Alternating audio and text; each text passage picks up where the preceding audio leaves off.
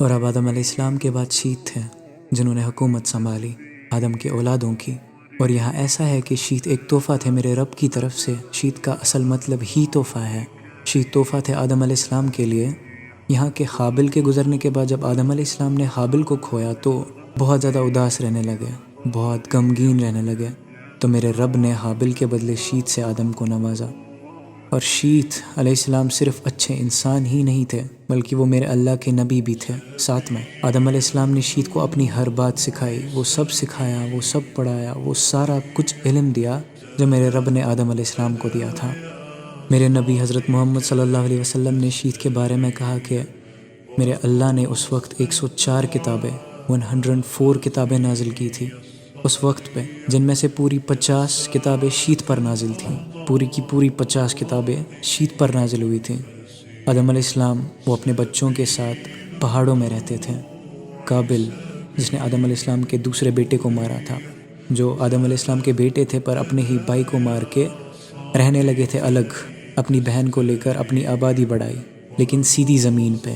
یہاں اب ہمارے پاس دو لوگ تھے، آدم علیہ السلام کے لوگ جو پہاڑوں میں رہتے تھے، اور یہاں قابل کے لوگ جو سیدھی زمین پہ رہتے تھے، برے لوگ اور وہاں اچھے لوگ۔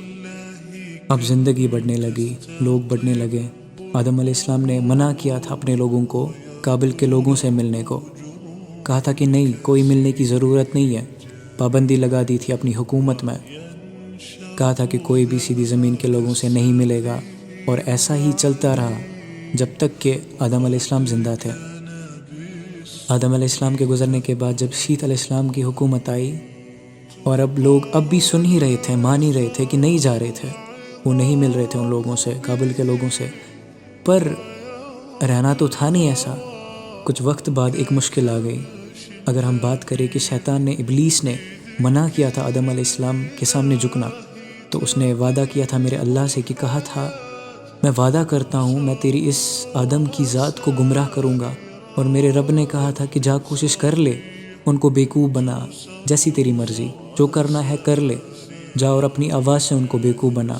اب یہاں آواز کیا تھی شیطان کی؟ سارے کے سارے مفسرین کہتے ہیں کہ میوزک، موسیقی، گانا، وہ آواز تھی شیطان کی، انسٹرومنٹس، میوزک انسٹرومنٹس، وہ آواز تھی شیطان کی۔ میرے اللہ نے شیطان سے کہا کہ جا اور کوشش کر ان لوگوں کو اپنی آواز سے بہکانے کی، ان کا دوست بن ان کی کامیابی میں۔ مفسرین کہتے ہیں کہ اس کا مطلب یہ تھا کہ ان کا دوست بن ان کی حرام کی کمائی میں، اور میرے رب نے کہا کہ جا ان کے رشتوں میں ان کا دوست بن، کہا کہ ان کے بچوں کا غلط ہمراہ بن۔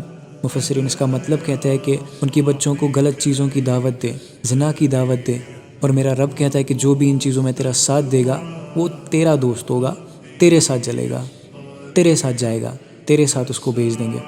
پر ہاں، اللہ نے یہ بھی کہا کہ میرے بندے، میرے سچے بندے جو مجھے مانگنے والے ہوں گے، جو میری طرف ہوں گے، جو میری طرف آئیں گے، تو ان کا بال بھی باقا نہیں کر پائے گا، تو ہار جائے گا، تو کوشش کرے گا پر ہار جائے گا بار بار۔ تو شیطان نے اس وقت یہ نفرت، یہ باتیں اپنے دماغ میں بٹھا لی، اور اس نے سوچ لیا کہ میں پہلے کس کے پاس جاؤں گا؟ قابل کے پاس، قابل کے لوگوں کے پاس، اور ایسا دکھاوا کروں گا کہ میں شیت کے خلاف ہوں۔ اب تب ایک الگ نشان تھا، جو مرد تھے، لڑکے تھے قابل کے لوگوں میں، وہ خوبصورت نہیں تھے، اچھے نہیں دکھتے تھے، پر لڑکیاں وہ خوبصورت تھی، اچھی دکھتی تھی۔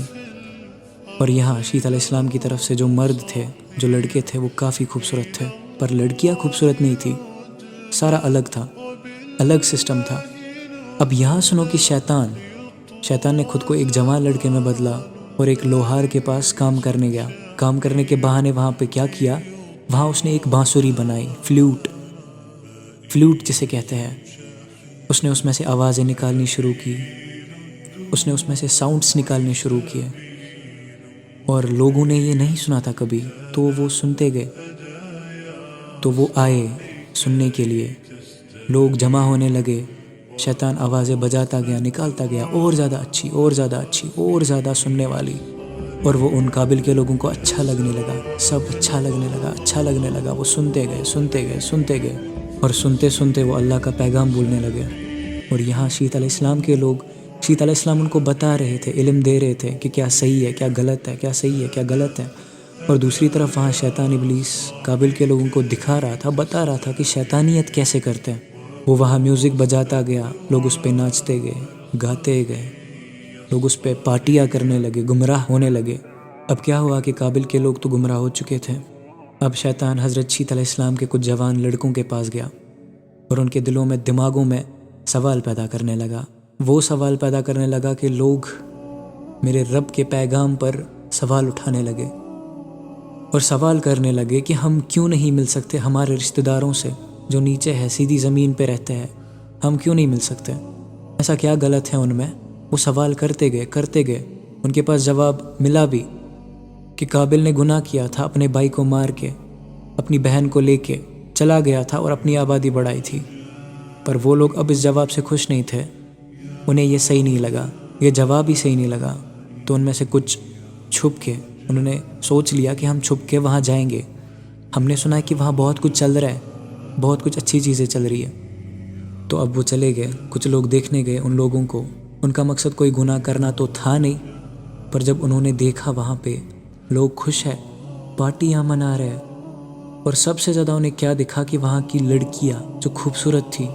تو اب وہ لوگ تھوڑا پاس چلے گئے اور اب قابل کے لوگوں کی نظر ان پہ پڑ گئی، لڑکیوں کی نظر ان پہ پڑ گئی. تو لڑکیاں کیا کرنے لگی؟ اپنی خوبصورتی سے ان کو بہکانے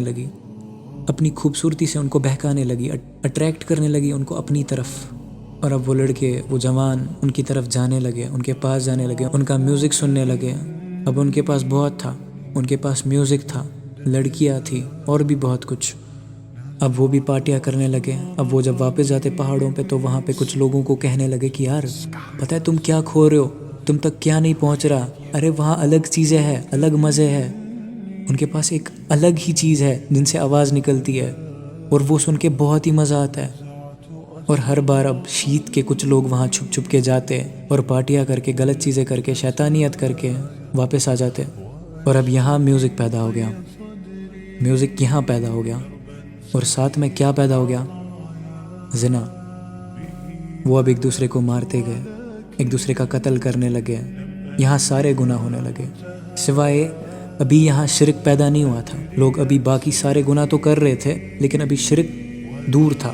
پر دھیرے دھیرے شیطان نے لوگوں کو سیڑھیاں چڑھائی، ایک لیول سے دوسری لیول سے تیسری سے چوتھی سے پانچویں، چڑھاتا گیا اور لوگ گمراہ ہوتے گئے. آدم علیہ السلام کے بعد شیت کافی کچھ عرصوں تک زندہ رہے. بہت مفسرین کہتے ہیں کہ شیت علیہ السلام کی اولادوں میں بہت سے اللہ کے نبی تھے.